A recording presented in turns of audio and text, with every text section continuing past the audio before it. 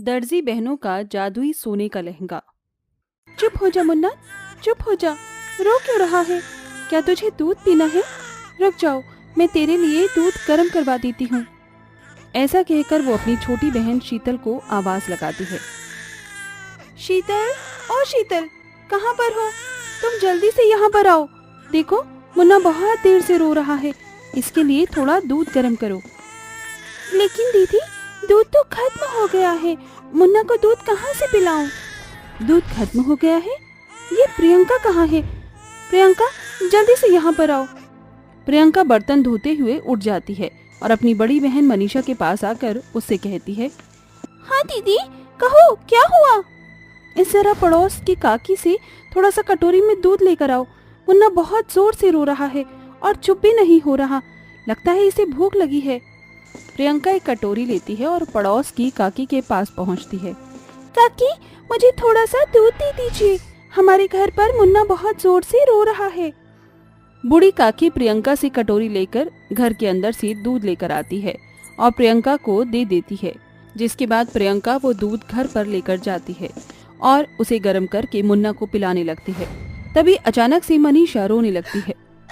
माँ के बिना हमारी जिंदगी कितनी अधूरी है। आज माँ होती तो हमारे छोटे भाई को आराम से संभाल लेती। मुझे माँ की बहुत याद आती है। चिंता मत करो दीदी, कुछ समय में सब कुछ ठीक हो जाएगा। हाँ दीदी, माँ हमें छोड़कर चली गई तो क्या हुआ? अब हम हमारे भाई के लिए इसकी माँ बनेंगे और उसे किसी भी चीज की परेशानी नहीं होने देंगे। ये सुनते ही मनीषा अपने दोनों छोटी बहनों को गले से लगा लेती है, जिसके बाद मुन्ना सो जाता है और मनीषा सिलाई मशीन पर बैठकर सिलाई करना शुरू कर देती है। सिलाई करके वो अपने घर का गुजारा किया करती थी। पूरी रात वो कपड़े सिलती रहती। रात के जैसे ही 3 बजते हैं, शीतल की आंख खुल जाती है। दीदी, ये क्या? आपने खाना भी नहीं खाया और अभी तक काम कर रही हो?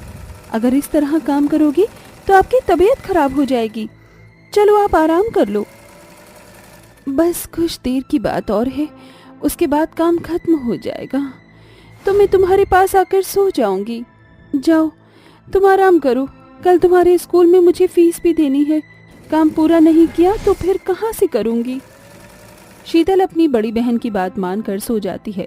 थोड़ी देर बाद मनीषा का जब सारा काम हो जाता है तो वो भी सिलाई की मशीन को बंद करके सो जाती है और अगले दिन सुबह अपने भाई बहन के उठने से पहले नींद से उठ जाती है और उनके लिए नाश्ता बनाती है। नाश्ता बनाने के बाद वो अपनी दोनों बहनों को टिफिन पैक करती है और उन्हें स्कूल भेज देती है। चलो, अब तुम दोनों स्कूल जाओ, हाफ डे में मैं तुम्हारी फीस भरने आ जाऊंगी। मनीषा की बात सुनकर शीतल और प्रियंका दोनों स्कूल के लिए निकल जाती हैं। उनके जाने के बाद बेचारी मनीषा घर के सारे काम करती है, जिसके बाद वो सिलाई के पैसे मिलने के बाद अपने दोनों बहनों के स्कूल में उनकी फीस भरने भी जाती है। इसी तरह बेचारी मनीषा की जिंदगी चल रही होती है। देखते ही देखते वो सिलाई का काम अच्छा खासा करने लगती है और साथ ही साथ अपनी दोनों छोटी बहनों को भी सिलाई सिखा देती है, जिसकी वजह से उनकी परेशानियां धीरे धीरे कम होने लगती हैं। ऐसे ही कुछ साल बीत जाते हैं और अब वो तीनों एक बहुत अच्छी कंपनी में सिलाई का काम करती हैं। चलो, अब घर चलते हैं, मेरा काम तो हो गया है और घर जाने का भी समय हो गया है। हाँ दीदी, मेरा भी काम हो गया। मेरा भी काम हो गया है दीदी, चलो घर चलते हैं, अर्जुन हमारा घर पर इंतजार कर रहा होगा। तीनों बहनें घर पहुंच जाती हैं, जहां अर्जुन रसोई में उन तीनों के लिए खाना बना रहा होता है।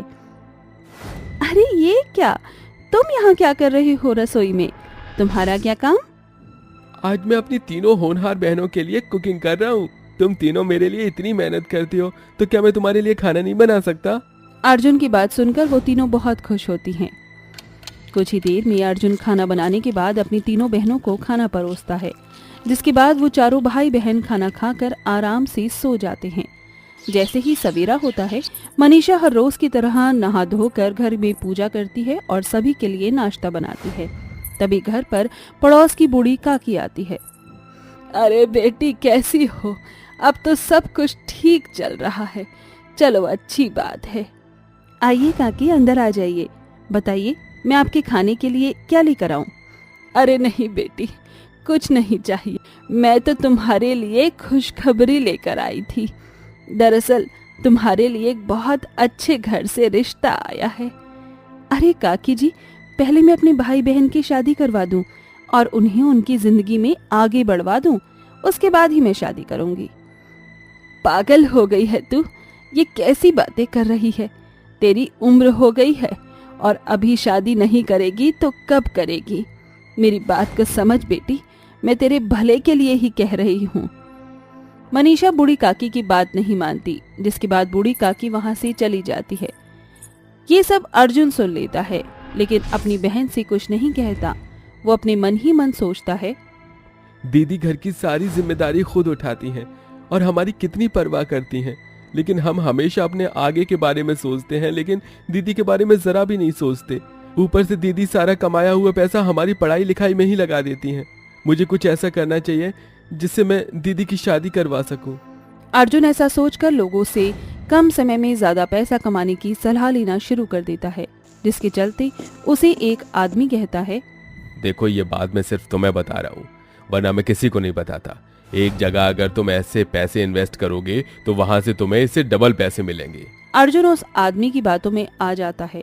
इधर मनीषा 2 लाख रुपए उसकी फीस के लिए उसे देती है। उधर अर्जुन उस आदमी को 2 लाख रुपए दे देता है और कहता है, मैंने बहुत भरोसा करके तुम्हें ये पैसे दिए हैं, जैसे इसके 4 लाख हो जाएं तो मुझे दे देना, मुझे अपनी बहन की शादी करवानी है। अर्जुन ऐसा कहकर वहां से चला जाता है, लेकिन वो आदमी पैसा लेते ही गांव छोड़कर भाग जाता है। इधर अर्जुन अपनी बड़ी बहन की शादी की तैयारियों में लग जाता है, लेकिन जैसे ही अर्जुन को ये पता चलता है कि वो आदमी उसके पैसे लेकर भाग गया, उसके पैरों तले जमीन खिसक जाती है और वो रोता हुआ बूढ़ी काकी के पास चला जाता है।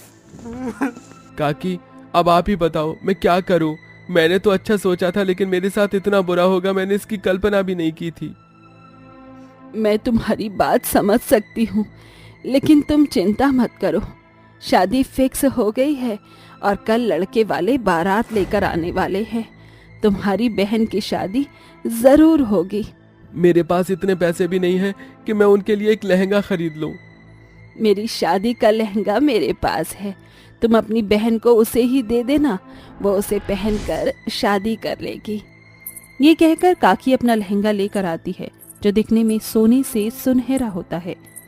अरे वाह काकी, ये लहंगा तो बहुत प्यारा है, इसमें मेरी बहन तो बहुत सुंदर लगेगी और ये लहंगा आज भी बहुत चमक रहा है। अर्जुन वो लहंगा ले जाकर अपनी बहन को दे देता है। अगले दिन जैसे ही शादी के लिए मनीषा उस लहंगे को पहनती है तो उसे अपनी माँ की याद आ जाती है। आज माँ होती तो कितना अच्छा होता, पता नहीं मेरे बाद मेरे भाई और बहनों का क्या होगा। इतना कहकर मनीषा रोने लगती है। जैसे ही वो लहंगा पहनकर चलती है, उसके लहंगे से सोने के सिक्के झड़ने लगते हैं। देखते ही देखते वो लहंगा सोने की जैसी रोशनी देने लगता है और सोने की तरह चमकता भी है। ये देख मनीषा हैरान रह जाती है। तभी वहां उसकी दोनों बहनें बूढ़ी काकी और अर्जुन भी आ जाते हैं। आखिरकार इस लहंगे ने अपना कमाल दिखाई दिया। ये मेरा पुश्तैनी लहंगा था, जो मुझे नहीं बल्कि मेरी बड़ी बहन को मिला था, लेकिन इसके जादू के चलते मैंने इसे चुरा लिया था। लालच की वजह से इस जादुई लहंगे ने अपना कभी कमाल नहीं दिखाया मुझे, लेकिन तुम्हारी मजबूरी समझते ही इस लहंगे ने अपना कमाल दिखाया। आज से ही ये लहंगा तुम्हारा हुआ। जादुई लहंगे की वजह से मनीषा और उसके भाई बहनों को बहुत सारे सोने के सिक्के मिल जाते हैं, जिसके चलते मनीषा अपनी दोनों बहनों और अपने भाइयों की पढ़ाई में खूब पैसा लगाती है और उन्हें आईपीएस ऑफिसर, कलेक्टर और डॉक्टर बना देती है, जिसके बाद उनकी जिंदगी अच्छे से चलने लगती है और वो अपने जीवन में खुशी खुशी रहने लगते हैं। तुम बहुत बेकार हो ऋषभ। तुमने मुझे ऑनलाइन डेट किया, लेकिन जब तुम्हारे सामने मिली तो तुमने मुझे धुतकार दिया। इतना ही था बस तुम्हारा प्यार। मैं तुम्हें कभी माफ नहीं करूंगी। हम जैसे बौने लोगों की जिंदगी नहीं होती क्या? नहीं राधा, ऐसा नहीं है। मैंने तुमसे सच्चा प्यार किया है, पर तुम बोनी निकलोगी ये मैं नहीं जानता था। मैं माँ को क्या जवाब दूंगा? अगर मुझसे सच्चा प्यार करते हो तो अभी मुझे अपनी दुल्हन बनाकर घर ले चलो। ठीक है, मैं तुमसे शादी करने के लिए तैयार हूँ। अब मेरे घर वालों को तुम अपनाओगी। ये कहने के बाद ऋषभ राधा से शादी कर उसे अपने घर ले आता है, जहाँ ऋषभ के परिवार वाले देखकर हक्के बक्के रह जाते हैं। ऋषभ, ये क्या है? तूने एक बौनी लड़की से शादी कर ली। तेरा दिमाग ठीक तो है? अब समाज हम पर कितना थूकेगा इसका अंदाजा भी है तुझे? माँ, मैंने बिना राधा को जाने उससे प्यार कर लिया और अब मैं अपने कदम पीछे नहीं कर सकता था। अगर आप मुझे नहीं अपना सकती तो बता दीजिए, मैं यहाँ से हमेशा के लिए चला जाऊंगा। देवर जी, आप क्या कह रहे हैं? इस घर को आपकी जरूरत है और आप कहाँ जाएंगे? आपके पास अपना कुछ है भी तो नहीं। भाभी, माँ नहीं मान रही तो मैं क्या करूँ? माँ जी, आप मुझे एक मौका दीजिए, मैं आपको निराश नहीं करूंगी। मुझे घर का सारा काम बहुत अच्छे तरीके से करना आता है। हे भगवान, अगर मेरा ये बेटा भी यहाँ से चला गया तो मेरा सहारा कौन बनेगा? एक बेटा तो मेरा विदेश में है, रोक लेती हूँ। ठीक है, तुम दोनों को कहीं जाने की कोई जरूरत नहीं है। मैंने बौनी बहू को अपना लिया। काव्या बहू, जरा नई बहू का गृह प्रवेश कर। जी माँ जी। ऐसा कहकर काव्या अपनी देवरानी का गृह प्रवेश करती है। अगले दिन जब रसोई में नई बहू खाना बनाने जाती है तो गैस पर वो काम नहीं कर पाती। उसके हाथ पैर छूटे पड़ जाते हैं। ये देखकर सास हंसते हुए कहती है, अरे बहू, मैंने तुझे अपना लिया लेकिन तू इस घर के काम कैसे करेगी? खाना तो बना नहीं पा रही। माँ जी, जितना हंसना है मुझ पर हंस लो, लेकिन मैं जितनी बोनी हूँ उतना ही दिमाग से चंट चालाक हूँ। माँ जी, उसकी फिक्र आप मत करिए, मैं खाना बना लेती हूँ सारा, 1 मिनट बस। ऐसा कहकर चंट बोनी एक कुर्सी लाकर उस पर खड़ी हो जाती है और खाना बनाकर तैयार कर देती है। फिर कहती है, लीजिए माँ जी, मैंने खाने में शाही पनीर, छोले पूरी और कचौरी बनाई है। आप सोच रही थी मैं खाना नहीं बना पाऊंगी? अच्छी बात है, तूने खाना बना लिया, खुशबू भी अच्छी आ रही। चलो फिर खाना खाकर भी देख लेती हूँ। तभी सब एक साथ खाना खाते हैं तो बोनी बहू की तारीफ करते हैं। शाम को मनोरमा अपनी बड़ी बहू के लिए प्यार से गोलगप्पे लाकर कहती है, ये ले काव्या बहू, तुझे गोलगप्पे बहुत पसंद है ना, ये खा ले। वाह माँ जी, आप मेरे लिए गोलगप्पे लाई हैं। आपको कैसे पता कि मेरा ये खाने का मन कर रहा है? अब बस पता चल जाता है, तो इतनी प्यारी संस्कारी है, घर का सारा काम कर लेती है। सास होने के नाते तेरे लिए इतना तो कर ही सकती हूँ। थैंक यू माँ जी, आप बहुत अच्छी हैं। मुझे माँ की कमी महसूस ही नहीं होने देती हैं। ओहो, तो मेरी सास जेठानी को ज्यादा प्यार करती हैं। वो ज्यादा ही संस्कारी हैं। अब देखो मैं इसके काम को कैसे बिगाड़ती हूँ। अगर अब मेरी सास ने जेठानी को ना सुना दिया तो मेरा नाम भी राधा रानी नहीं है। बौनी राधा अपने मन में जेठानी के लिए दांव पेच खेलने लगती है। अगले दिन जब जेठानी रसोई में खाना बना रही थी तो बौनी राधा कहती है, अच्छा मौका है, जेठानी जी यहाँ पर नहीं है, उनके बनाए खाने में ऐसे नमक मिर्च डालूंगी कि सासू माँ जेठानी जी को सारा प्यार करना भूल जाएंगी। लेकिन मैं छोटी हूँ और मसाले ऊपर है, जरा कुर्सी ले आती हूँ। फिर बौनी बहू एक कुर्सी पर चढ़कर मसाले उतार कर सब्जी में डाल देती है और रसोई को पहले जैसा करके चली जाती है। कुछ देर बाद जब सब खाना खाते हैं तो तेज मिर्च का खाना खाकर मनोरमा कहती है, बड़ी बहू, ये तूने कैसी सब्जी बनाई है? इतना तीखा, तू जानती है ना मुझे तीखा नहीं पसंद है। क्या है ये? माँ जी, मैंने तो कम मिर्च डाली थी, ये ज्यादा कैसे हो गई? माँ जी, आप फिक्र मत कीजिए, मैंने ऋषभ से कुल्फी मंगवाई थी, आप वो खा लीजिए, आपको बहुत अच्छा लगेगा, मैं अभी लेकर आती हूँ। तभी बौनी बहू कुर्सी लगाकर डबल डोर के फ्रिज से कुल्फी लेकर आती है और अपने साथ जेठानी को दे देती है। अरे वाह मेरी बौनी बहू, तू तो समझदार निकली। शुक्रिया माँ जी। ये तो सिर्फ शुरुआत है जेठानी जी, आगे आगे देखो होता है क्या। अगले दिन जब काव्या अपनी सास के कपड़े धो रही थी तो वो अपनी सास के कपड़े लेकर फाड़ देती है और वॉशिंग मशीन में डाल देती है। फिर मनोरमा अपने सूखे हुए कपड़े तार पर से लेने आती है तो फटे हुए कपड़े देखकर जोर से काव्या को आवाज लगाती है, काव्या, ओ काव्या, क्या तू भूल गई कि कपड़े कैसे धोते हैं? ये सब क्या है? तूने मेरी इतनी महंगी साड़ी को फाड़ दिया। एक काम ठीक से नहीं होता तुझसे अच्छी तो बौनी बहू है जो कम से कम 4 दिन में आकर घर तो संभालने लग गई है। नहीं माँ जी, ऐसा कुछ नहीं किया मैंने, बहुत ध्यान से कपड़े धोए हैं। आपको कुछ गलतफहमी हो रही है, जरूर किसी ने कुछ किया है। देखिए जिस तरीके से फटे हैं, लग नहीं रहा है अपने आप हुआ है। तू कहना क्या चाहती है? ये सब बौनी बहू ने किया है क्योंकि हम तीनों के अलावा इस घर में कोई नहीं है फिलहाल। नहीं माँ जी, मैंने ऐसा भी नहीं कहा है। नकली आंसू दिखाने की निंजा टेक्निक। जेठानी जी, माँ जी, अगर आपको लगता है मैंने ये साड़ी खराब करी तो मैं आपको नहीं ला कर दूंगी। नहीं नहीं बहू, ऐसी कोई बात नहीं है, भूल जा। ये सुनकर काव्या को कहीं न कहीं बौनी बहू पर संदेह होता है। पर वो नजरअंदाज कर देती है। राधा की चालाकियां अभी यहाँ नहीं रुकी थी। गुजरते दिनों के साथ वो अपनी जेठानी को कोई ना कोई काम बिगाड़ कर सास की नजरों में गिरा देती है, तो कभी उसके कमरे में तेल डालकर उसे गिरा देती है, जिसके बाद वो कोई काम नहीं कर पाती और घर का काम करके सास की नजरों में महान बनती है। एक शाम, छोटी बहू, मैंने तुझे जैसा समझा था तू बिल्कुल वैसी नहीं है। वक्त के साथ साथ धीरे धीरे मैंने तुझे अपना लिया। तू सच में बहुत प्यारी है, इसलिए मैं तेरे लिए मुंह दिखाई की रस्म रखना चाहती हूँ। शुक्रिया माँ जी, मैं बहुत खुश हूँ, पर किसी ने आपका मजाक उड़ाया तो? बहू, मुझे फर्क नहीं पड़ता। ये कहकर मनोरमा अगले दिन राधा को नई साड़ी और गहने दिला देती है। फिर शाम को मुंह दिखाई की रस्म करती है, जहाँ कुछ औरतें बौनी बहू को देखकर मजाक उड़ाती हैं। हाय हाय मनोरमा, कैसे तूने अपने बेटे की शादी इस गिट्टी से कर दी? अरे खड़ी भी होगी तो किसी को पता नहीं चलेगा, और पता चल गया तो बहू कम किसी की खोई हुई बच्ची ज्यादा लगेगी। अच्छी है तेरी बौनी बहू, कम से कम तुझे अभी से पोती की चिंता नहीं होगी। अपनी बहू को ही गोद में लेकर खेल लियो। अपना मजाक बनता हुआ देख राधा का चंटपना यही काम नहीं आता, क्योंकि वो इन सब की बातों से रोने लगती है। फिर ये सब काव्या को बर्दाश्त नहीं होता और वो कहती है, बस बहुत हो गया आंटी जी आपका।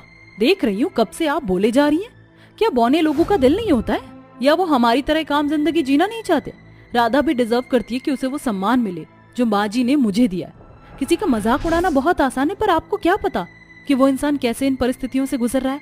राधा, अगर आप जैसे लोगों की बात भुलाकर नॉर्मल जीने भी जाए तो फिर अगले दिन कोई और ये सब कहकर उसे डिप्रेस कर देता है। ये कहाँ तक सही है? मेरी देवरानी में किसी भी चीज की कमी नहीं है।